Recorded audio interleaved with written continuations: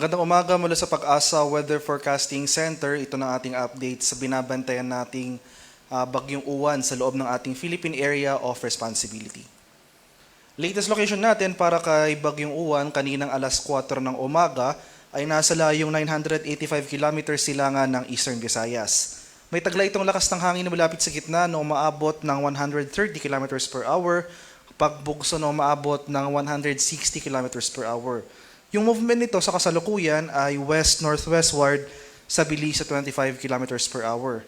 Ngayong araw magsisimula na tayong makakaranas ng masungit na panahon dito sa silangang bahagi ng Luzon and Visayas. And Metro Manila at malaking bahagi ng ating bansa, makakaranas na rin tayo ng maulap na kalangitan at mataas sa tsansa ng mga kalat-kalat na pag-ulan since may kalawakan nga yung radius ni Bagyong Uwan. Ito yung ating latest track and intensity forecast kaninang alas 5 ng umaga.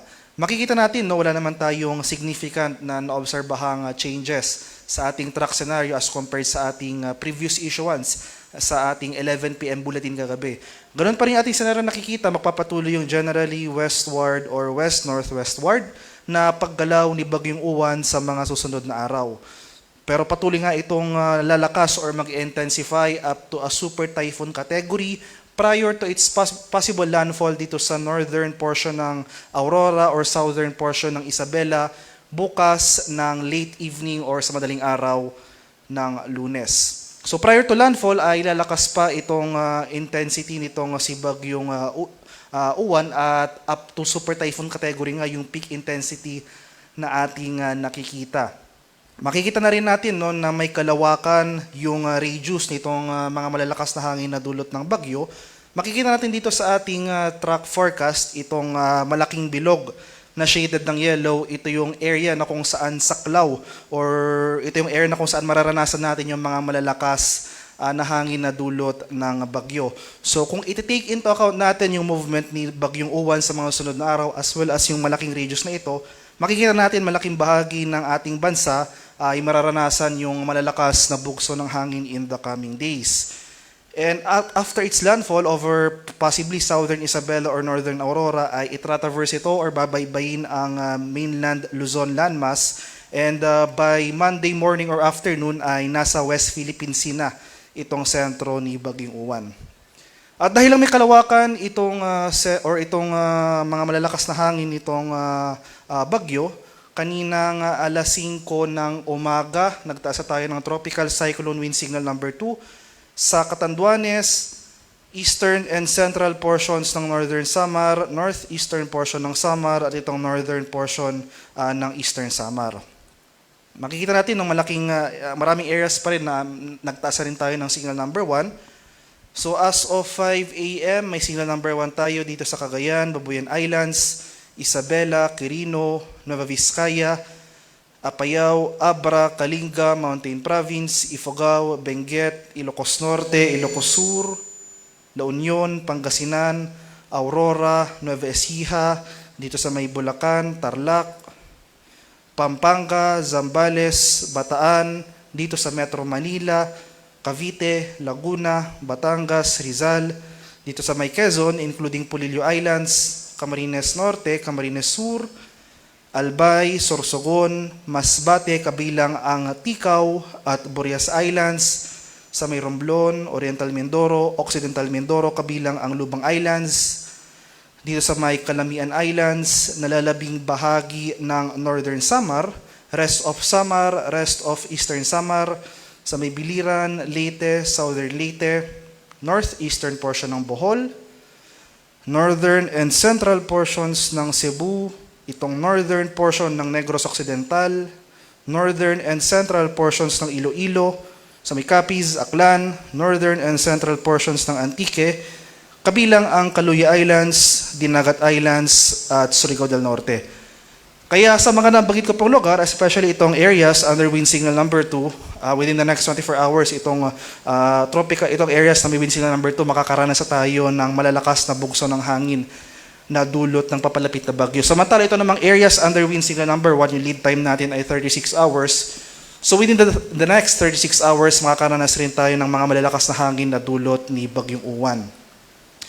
So dahil nga prior to landfall ay mag-intensify pa ito up to a super typhoon category, yung highest wind signal na posible nating i-issue para kay Bagyong Uwan ay wind signal number 5. So asahan natin sa mga sunod na araw, habang papalapit itong bagyo, ay mas marami pang areas yung mag-issue tayo ng wind signal sa mas marami pang areas. Possible mag-elevate na rin tayo ng wind signal sa mga sunod na araw up to wind signal number 5. So maghanda tayo sa mga malalakas na hangin, posibleng mapaminsalang hangin na ating inaasahan, especially sa mga areas na kung saan magla-landfall or magiging pinakamalapit dito sa sentro ni Bagyong Uwan.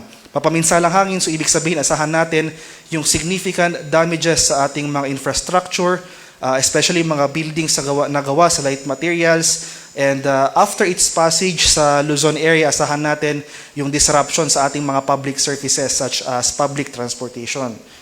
So sa mga lugar na hindi ko pa nabanggit na walang tropical cyclone wind signal, posible tayong magtaka sa mga sunod na araw. Bakit, especially itong area ng Visayas at Mindanao, bakit walang wind signal sa aking lugar, pero malakas yung bugso ng hangin. So dahil may kalawakan nga yung radius ni Bagyong Uwan, for today and tomorrow sa mga lugar kung hindi nabanggit na walang wind signal, the rest of Palawan, Visayas, and Mindanao, asahan natin yung mga pagbugso ng hangin for today and tomorrow. Pagsapit naman ng Lunes, habang nasa West Philippines na itong sentro ni Bagyong Uwan, makakaranas pa rin tayo ng gusty conditions over Luzon and Visayas. So take note, ito yung mga areas na walang wind signal. In terms naman of heavy rainfall, ay yung mga malalakas na ulan na dulot ng bagyo. So ito yung ating latest weather advisory na inisyo kaninang alas 5 ng umaga. Ito yung ating 24-hour rainfall forecast. Kumbaga ito yung ating heavy rainfall outlook sa mga sunod na araw. So for today, for the next 24 hours, makakaranas na tayo ng 50 to 100 millimeters sa pag-ulan dito sa easternmost portions ng Luzon and Visayas, sa may Catanduanes, Northern Samar at Eastern Samar. And starting tomorrow, so ito na yung time period na kung saan papalapit na yung sentro ni Bagyong Uwan, nearing landfall dito sa may area ng Southern Isabela or northern portion ng Aurora, ay makakaranas sa tayo ng malalakas sa pag-ulan sa eastern section ng Luzon. Possible humigit ng 200 millimeters torrential rains dito sa may Aurora, Camarines Provinces, Catanduanes at sa Albay. So makikita natin dito sa diagram na ito, itong ating weather advisory for tomorrow, itong rainfall forecast for tomorrow, malaking bahagi na ng Luzon, as well as itong eastern section ng Visayas makakaranas ng pag-ulan. So mostly situated yung concentration ng mga malalakas sa pag-ulan malapit dito sa sentro ng bagyo. So more importantly, itong eastern section ng Luzon, asahan natin na concentrated dito yung pag-ulan for tomorrow. Pagsapit naman ng Monday, so by this time ay possible tumatawid na yung sentro ng bagyo over Luzon landmass. So by Monday, possible nakalandfall na ito sa may Aurora or sa may Isabela. And by Monday, tumatawid na ito sa Luzon landmass. So makikita natin no, malaking bahagi ng Hilaga at Gitnang Luzon makakaranas ng significant na mga pag-ulan. Greater than 200 millimeters dito sa may Ilocos Region, Cordillera, Cagayan Valley, at itong northern portions ng Central Luzon. And magpapatuloy pa rin yung mga pag-ulan for the rest of Luzon, pero mababawasan na yung mga pag-ulan dito sa may Eastern Visayas and portions of Bicol Region. Kaya sa mga susunod na araw, maging handa po tayo at alerto sa mga banta ng flooding at landslides dahil makikita natin dito na malalakas yung ating rainfall projections. Significant yung rainfall na ating mararanasan sa mga susunod na araw. Maging handa po tayo at alerto sa mga banta ng flooding at landslides. Posible rin yung tsansa ng pag-apaw ng mga ilog at dalampasigan. Isa ring hazard na ating kailangang ipaalala sa ating mga kababayan ay yung hazard or yung banta ng storm surge, yung daloy ng bagyo. Ito yung pagpasok ng tubig dagat further inland. So yung mga pinaka-susceptible dito ay yung ating mga kababayan sa mga low-lying at mga exposed na coastal areas. So base sa ating latest storm surge warning na in-issue kanina alas 2 ng umaga, posibleng umabot ng more than 3 meters ng storm surge ang ating mararanasan within the next 48 hours sa may Camarines Norte, Camarines Sur, Catanduanes at portions ng Quezon. So makikita rin natin dito, no, so hindi lang dito sa area na ito, maski dito sa area ng Cagayan, Isabela, sa may or rather dito sa may Isabela, Aurora, itong nalalabing bahagi ng Kabikulan as well as itong portions ng Samar provinces may banta rin po tayo ng storm surge. Pero mostly focused yung highest levels ng storm surge dito sa may Camarines Provinces, Catanduanes at Quezon.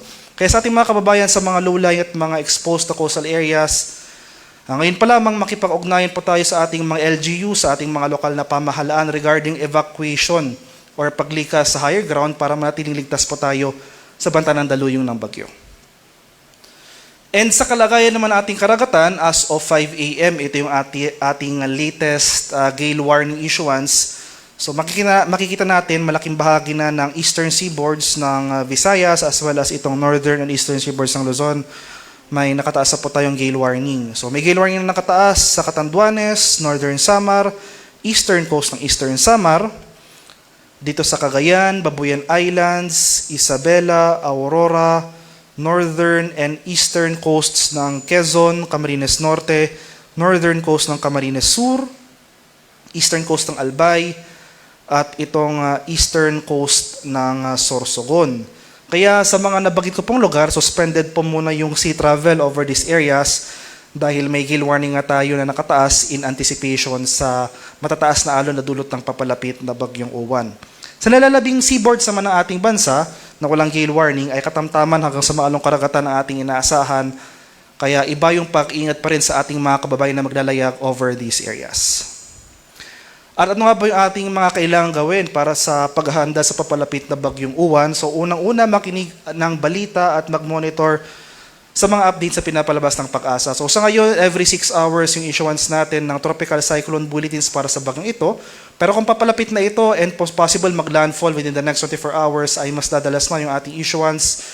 Magiging every 3 hours na po yung ating pag-issue ng tropical cyclone bulletins.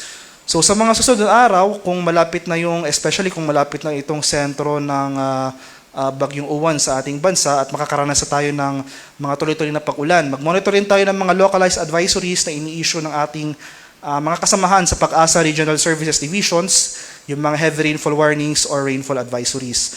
So, ay pangalawa, magkaroon po tayo ng community at family plan, so makipag-ugnayan sa ating lokal na pamahalaan, and magkaroon din ng plano up to the family level. So, for example, kung ganito na yung kalagayan o yung sitwasyon ng panahon sa labas ng ating tahanan, ano na ba yung dapat nating kailangan gawin.